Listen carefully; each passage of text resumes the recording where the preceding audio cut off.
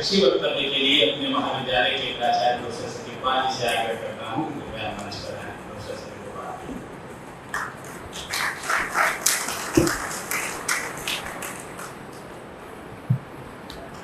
धन्यवाद समीर जी।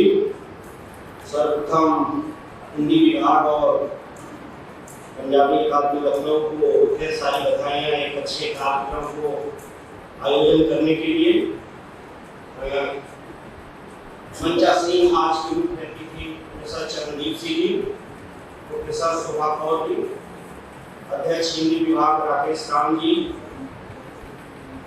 अरविंद कुमार मिश्री जी, नीलम सिंह जी, महाविद्यालय के vice principal professor Sameer Kumar Pathak ji, Hindi विभाग के सभी साथीगण, professor Rakesh Dwivedi ji, doctor Smita Tiwari, doctor Vishnu Maurya, हमारे कॉलेज के सारे वरिष्ठ प्रोफेसरगण, काशी हिंदू विश्वविद्यालय से आए प्रोफेसर मनोज कुमार सिंह जी, अमित पांडे जी,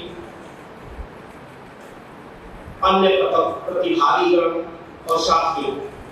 विषय तो बड़ा गूढ़ है और उसे समराइज करना भी बड़ा कठिन है। चूंकि मैं विद्यार्थी हिंदी का नहीं हूँ, पर भी मैं प्रयास करूंगा कि इसको थोड़ा समराइज करूं। भक्ति जो भाव है और जो इस तरह के गुण सहित है, दोनों का उद्भव इस कालखंड में हुआ, उसे स्वर्ण युग कहा जाता है। और भक्ति का और गुणमत साहित्य लोगों के लिए एक विशेष तरह की एनर्जी देता है जब भी लोग पढ़ते हैं। जहाँ तक मेरी समझ है कि दोनों साहित्यों में कुछ न कुछ सिमिलरिटी है, कॉमन चीज़ें नज़र आती हैं, चाहे भाव हो, चाहे अभिव्यक्ति हो, कला हो, संगीत हो या समर्पण हो। इन दोनों साहित्यों का कॉमन पॉइंट है। यदि मॉडर्न डिस्कोर्स की बात करें तो मध्यकाल को, जैसा कि सारे विद्वानों ने कहा कि मध्यकाल को पढ़ना, सुनना, समझना, वर्णित करना वाकई में अच्छा लगता है। और यही कारण है कि इस प्रेजेंट एरा में मध्यकालीन जो साहित्य है और उससे संबंधित जो जीवन मूल्य है, उसका महत्व, उसकी प्रासंगिकता मॉडर्न व्यक्ति को, उसके सोशल लाइफ को एक समुचित दिशा प्रदान करता है, एक डायरेक्शन देता है। इसलिए मध्यकाल को संपूर्ण मानव जागरण का काव्य कहा गया है। जब हम सभी भक्ति काव्य की बात करते हैं तो हम मानवीय स्थितियों और मानवीय बोध की भी बात करते हैं। एक तरह का यह हमें कमिटमेंट की बात होती है, एक तरह की प्रतिबद्धता की बात होती है, जो भक्ति काव्य में भी है और आपके पंजाबी साहित्य में भी है, जो एक महत्वपूर्ण मानव चिंतन का विषय है। एक बड़ा रोचक तथ्य यह भी है कि मध्यकाल के कवियों ने स्वयं को कभी भी भक्ति आंदोलन के कवि कहने का प्रयास नहीं किया। ये उनके व्यक्तित्व और उनके आयामों को गहराई से वर्णित करता है। इसके उद्भव और विकास के समय जो भी भारतीय साहित्य देखने को मिला, जो भी संस्कृतियां आई, वह स्वयं अद्भुत थी, अनुपम थी और दुर्लभ थी वाकई में। इसलिए हजारी प्रसाद द्विवेदी जी कहते हैं, एक जगह मैंने पढ़ा था इस चीज़ को, उसको मैं कोट कर रहा हूँ कि भक्ति साहित्य समूचे पूरे भारतीय इतिहास में अपने तरह का एक अकेला साहित्य है, एक अलग दुनिया है, एक नई दुनिया है, एक नया इतिहास है, जो मनुष्य जीवन के एक निश्चित लक्ष्य और आदर्श को प्राप्त करके हम सभी पाते हैं। यह है भक्ति साहित्य, जिसे हम शुद्ध सात्विक जीवन का मॉडल कह सकते हैं। एक तरह का एक मॉडल है भक्ति साहित्य। जब भी भाषाओं का विकास होता है, भाषाओं में परिवर्तन होता है, तो हमेशा हम सोशल एक्सेप्टेंस की बात करते हैं। और सोशल एक्सेप्टेंस इस काव्य में, भक्ति काव्य में ब्रज भाषा को मिली थी। एक तरह की एक गरिमामयी साहित्य की अभिव्यक्ति इस ब्रज भाषा में हुई थी। मध्यकाल कहिए या पूर्व मध्यकाल कहिए, उस समय के काव्य के साथ साथ काव्य की अन्य धाराएं भी चली। भागवत गीता दक्षिण भारत से शुरू होकर उत्तर भारत में आई और पूरे भारत में एक रूप हो गई। इस कालखंड में भगवान के निर्गुण और सगुण दोनों भक्ति धाराओं का उद्भव हुआ। तत्कालिक जो भारत की भाषाओं में भक्ति काल में तरह तरह की भाषाओं का, चाहे वो गुजराती हो, मराठी हो, पंजाबी हो, बंगला हो, तमिल हो, मलयालम हो, सभी भाषाओं में भक्ति आंदोलन या भक्ति काव्य की रचनाएं हुई। गुरुमत साहित्य भी इसी कड़ी में आगे बढ़ा, जिसमें मन को गुरु की तरफ आकर्षित करने का, गुरु की तरफ केंद्रित करने का लक्ष्य रखा गया था। आमतौर पर सिख भक्तों और सिख गुरुओं की शिक्षाएं इसमें शामिल है, जैसा कि हमारे दोनों जो प्रवक्ता हैं, आज के दोनों हमारे जो गेस्ट लेक्चर हैं, यहाँ पर लेक्चरर हैं, वो सारे लोगों ने गुरु ग्रंथ साहिब के तमाम तरह की चीज़ों को वर्णित किया। शायद मैं उतना नहीं कर पाऊँगा, केवल मैं थोड़ी बहुत ऊपर से सरफेस लेवल पर बताने का प्रयास करूँगा कि गुरु नानक देव जी के उत्तराधिकारियों की शिक्षाओं में एक बुनियादी संरचना की सुगंध आती है, और यह संरचना पूरे तरह से सिख लाइफ स्टाइल को एक्सप्रेस करता है। एक प्रकार से यह गुरुमत मार्गदर्शन की बात करता है, गाइडेंस की बात करता है। और आज भी यह मान्य है कि किसी भी सिचुएशन में उनके जो फॉलोअर हैं, उनके जो अनुयायी हैं, उनके द्वारा लिया गया निर्णय जब भी हो वह गुरुमत के अनुरूप हो, इसी को मान कर लेकर चलते हैं। जैसे कि हमारे सोशल नॉर्म होते हैं, उसी तरह से गुरुमत। ऐसा इसलिए हुआ क्योंकि उनका मानना था कि ईश्वर के बिना, ईश्वर एक रूप ईश्वर की उन्होंने बात की। उन्होंने कहा कि ईश्वर ने जब ब्रह्मांड की रचना की तो वहां पर कोई बिचौलिया नहीं था, अपनी इच्छा से ब्रह्मांड का निर्माण किया। इसलिए गुरुमत साहित्य में गुरुमत द्वारा निर्धारित लाइफ स्टाइल को, जो आज हम लोगों ने सुना, गुरुबानी शिक्षाओं में शामिल किया गया, जिसमें तमाम तरह की ड्यूटीज, कर्तव्य बोध की बात आती है, ईमानदारी की बात आती है, रिस्पॉन्सिबिलिटी की बात आती है, कमिटमेंट की बात आती है। इसे सर्वोच्च माना गया है। जितनी भी गुरुवाणी में प्रार्थनाएं होती हैं, वो सारे एक चिंतन की बात करते। अपनी जीविका चलाने के लिए इसमें कहा गया है कि व्यक्ति को काम करना जरूरी है, मांगना नहीं, काम करना जरूरी है। गुरुमत साहित्य में ऐसा वर्णित है कि सिख संगत में भर्ती किसी भी सेवा का नेतृत्व या लीडरशिप कर सकता है, चाहे वह आनंद कारज हो। आनंद कारज मीन्स जन्मदिन पर, मृत्यु के समय, बच्चे के जन्म समारोह के समय, विवाह के समय, वो कभी भी एक नेतृत्व की क्षमता रखता है। गुरुमत साहित्य में एक सुंदर चरित्र निर्माण की बात आती है, जो बिहेवियरल एस्पेक्ट को बताता है। गुरुमत के द्वारा एक दिशात्मक आदेश होता है, एक डायरेक्शन मिलता है। जो अभी मैडम ने कहा पंच प्यारे, वो क्या है? वो एक तरह का निर्देश समुदायों को पंच प्यारे द्वारा दिया जाता है। तो गुरुमत साहित्य इतना समृद्ध है कि बहुत सारे जो हमारे सोशल डिस्प्यूट हैं वह उसी से दूर हो जाते हैं। लंबित विवादों को सुलझाने के लिए कुछ ऐसी परंपराएं हैं, कुछ ऐसे कस्टम्स हैं, कुछ ऐसे रीति रिवाज हैं जिससे वो सारे डिस्प्यूट समाप्त हो सकते हैं। जिसमें नशीले पदार्थों का सेवन वर्जित, तमाम तरह के जाति नामों के उपनामों को लेना वहाँ ठीक नहीं होता। जिस प्रकार भक्ति काव्य में जीवन की तमाम तरह के सक्रियताओं को बताया गया है, एक्टिव लाइफ कहा गया है, भक्ति काल में एक्टिव लाइफ, उसी प्रकार गुरुमत में भी सक्रिय भागीदारी की बात होती है। संसार में रहते हुए यदि नम्रता है, करुणा है, दया है, प्रेम है, इन सभी को भक्ति साहित्य में और गुरुमत साहित्य दोनों में सर्वोपरि माना गया है। साधु संतों के प्रति जो श्रद्धा है, आदर है, ये इसके मुख्य बिंदु। मैं दोनों ही, चाहे वह भक्ति काव्य हो चाहे गुरुमत साहित्य हो, उनके उद्भव के कारणों की कुछ तत्कालिक परिस्थितियों की चर्चा करना चाहूँगा। उस समय कुछ ऐसी राजनीतिक परिस्थितियाँ थी, कुछ सामाजिक परिस्थितियाँ थी, कुछ इस तरह की धार्मिक परिस्थितियाँ थी जिसके कारण इनका उदय हुआ। राजनीतिक परिस्थितियों की बात करते हैं तो उत्तर भारत में तमाम तरह के मुस्लिम साम्राज्य की स्थापना हो चुकी थी और तमाम तरह के मुस्लिमों ने अपने को सुदृढ़ किया, चाहे वो 1375 से 1700 संवत की बात हो।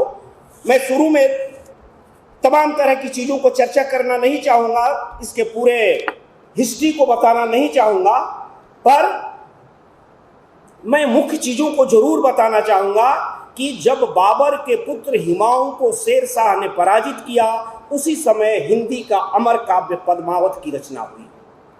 तो कहने का तात्पर्य यह है कि जब जब युद्ध हुए उसी समय भक्ति साहित्य का उदय हुआ। ये एक तरह की राजनीतिक कारण थी। राजनीतिक वातावरण के एक प्रतिकूल लिखा गया भक्ति काव्य है, उसके अनुकूल लिखा गया नहीं है, उसके प्रतिकूल लिखा गया।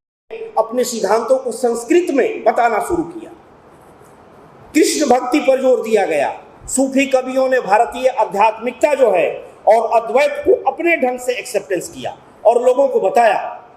तो पंजाबी साहित्य को भी सूफी कवियों ने और भक्ति कवियों ने गहराई से प्रभावित किया है। साहित्यिक परिस्थितियों में पंजाबी लेखकों ने अपनी तमाम तरह की रचनाओं को लोक गाथा में प्रयोग किया है।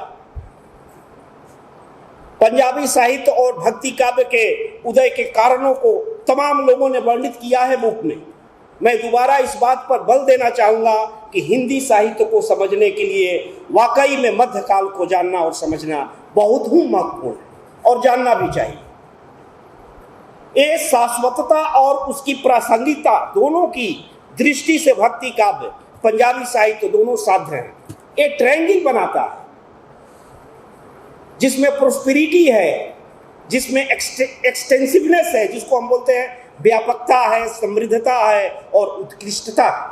ये तीनों चीजें भक्तिकालीन कविताओं में और पंजाबी साहित्य में एक ट्रायंगल बनती है। आपको यह जानकर आश्चर्य होगा कि अगर भारत की आधुनिक भाषाओं में तमाम तरह के व्यक्तित्व, चरित्र और अस्मिता को परिभाषित करने की बात आती है तो उस समय भक्ति काव्य को चुना जाता है।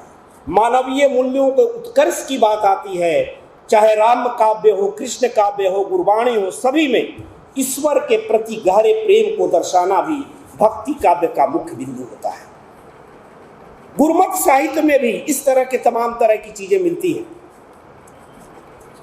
इस तरह से जीवन के भावार्थ को समझने के लिए चाहे भक्ति काव्य हो चाहे पंजाबी साहित्य हो, दोनों का महत्वपूर्ण योगदान है। वर्तमान समय में ऐसे विषय का चयन हमारे हिंदी विभाग के साथियों ने क्यों किया? आखिर कुछ कारण होगा, तभी ये विषय का चयन हुआ होगा। जहाँ तक मैं मानता हूँ कि आज के जब से हम मॉडर्नाइजेशन से पोस्ट मॉडर्नाइजेशन में आए तो साइंटिफिक अचीवमेंट को ही लोगों ने सर्वोपरि माना और हम सभी अपने भौतिकवादी जो तमाम तरह के लोग हैं भक्तिकालीन जो काव्य है उसको क्या कहते हैं कि यह हताश जनता की यानी डिप्रेस्ड जो पर्सन है उसकी एक कुंठाग्रस्त अभिव्यक्ति है। ये फ्रस्ट्रेटेड एक्सप्रेशन नहीं है। इसलिए इस तरह के विषय का चुनाव वाकई में एक बहुत ही अच्छा कार्य है। कितने लोग तो केवल खड़ी बोली को ही समझने वाले थे। ये संकुचित विचारधारा है। इसलिए भक्ति काव्य को चुनना, पंजाबी साहित्य को चुनना वाकई में एक प्रशंसनीय विषय है। इसी से यह भक्ति काल एक तरह के कालजयी साहित्य बना तमाम तरह की विशेषताओं को लेकर। इसलिए आज भी भारतीय जनमानस के हृदय पर चाहे सूर हो, चाहे तुलसी हो, कबीर हो, मीरा हो, जायसी हो, इनके शब्द हम सभी के कानों में गूंजते हैं। हिंदी साहित्य का सर्वमान और सर्वश्रेष्ठ महाकाव्य रामचरितमानस, जहां वेद है, पुराण है, बाइबिल है, इतने बड़े ग्रंथों, धुरंधर ग्रंथों के बीच अपनी गौरवमयी परंपरा के साथ खड़ा रामचरितमानस, यह विराट, जैसे समीर जी ने कहा, यह विराट मानवतावादी महाकाव्य है। एक विराट मानवतावादी महाकाव्य। एक जगह मैंने पढ़ा था, 2-3 दिनों में पढ़ने का प्रयास किया हिंदी को, तो एक जगह मैं पढ़ा कि राम कुमार वर्मा जी जब कहीं जाते हैं शायद रसिया, तो वहाँ समीक्षक लिखानों से एक प्रश्न किया कि सिया राम मैं सब जग जानी के जो आस्तिक कवि तुलसीदास जी हैं, उनके रामचरितमानस आपके देश में भी क्यों लोकप्रिय है? तब उन्होंने उत्तर दिया कि आप भले ही राम को भगवान मानते हो, पर मेरे लिए तो राम का चरित्र इस वस्तुवादी जीवन में समस्या का समाधान है। ये रामचरितमानस प्रॉब्लम सॉल्विंग एटीट्यूड के साथ ये भक्ति काव्य की विशेषता है। कि इस राष्ट्रीय सेमिनार के माध्यम से मैं कहना चाहूँगा कि मानवीय मूल्य जो भक्ति काव्य और पंजाबी साहित्य में मिलता है वह शायद अन्यत्र कहीं नहीं मिलता। इन दोनों में ही त्याग है, निर्भीकता है, परोपकार है, क्षमा है, करुणा है, तमाम तरह के पॉजिटिव जो हमारे इमेज है वो इसमें हैं। कबीर जी को देखिए क्षमाशीलता के बारे में, जो तो को काटा बोले ताही वो तो फूल। बाबा को देखिए ना, तुलसी बाबा को, पर ही तो सरस धर्म नहीं भाई। ये तमाम तरह के ये पॉजिटिव थॉट्स है। ये कटु सत्य है कि जो साइंटिफिक है, मैं तो इसकी एक परिभाषा बताता हूँ भक्ति की, कि जब लव तथा अफेक्शन का सोशलाइजेशन हो जाए तो वो समझिए कि वो भक्ति होता है। उसको एक एक्सेप्टेंस मिल जाए, एक सोशलाइजेशन हो जाए तो यह एक भक्ति है। एक सांस्कृतिक अस्मिता के लिए ये वाकई में जो काल था, वाकई में संकटग्रस्त काल था, जिसको हमारे कवियों ने अपने जीवन शैली को इस तरह से बनाया, अपनी कविताओं से हम सभी को बताया कि समाज को कैसे सुदृढ़ किया जा सकता है, जहाँ विविधता में भी एकता है। रामानंद जी आए तो एक स्रोत कर लेकर आते हैं, बंगाल से चैतन्य प्रभु आते हैं तो दूसरे स्रोत लेकर आते हैं, तमिलनाडु से पोतना दूसरे स्रोत, उड़ीसा से सरला दास दूसरे स्रोत, तमाम तरह के, असम से शंकर देव, गुजरात से नरसिंह मेहता, तथा पंजाब से नानक देव जी आते हैं, महाराष्ट्र से ज्ञानेश्वर जी आते हैं, तुकाराम जी आते हैं, नामदेव आते हैं, और मध्य भारत से हमारे कबीर, तुलसी, रैदास, दादू और पलटू जैसे लोग आते हैं। तो तमाम तरह के विचारों और धाराओं से सभी एकजुट हो जाते हैं और उनका केंद्र बिंदु लोकहित होता है। इसलिए इस विषय को चयन के लिए मैं पूरे विभाग को बधाई देता हूँ। और अंत में मैं कहना चाहूँगा कि समस्त चिंतन को जानने के लिए हमारे पास यह एक उपयुक्त स्रोत है। इसके न रहने से हम सभी एक विशाल संपदा को खो देंगे, हमारी संवेदनाएं और भावनाएं तार तार हो जाएंगी। इस गौरव को हमें बार बार याद रखना है। काव्य हमेशा मन का सहचर होता है और हमारा मन भक्ति काव्य का उद्गम स्थल है। धन्यवाद।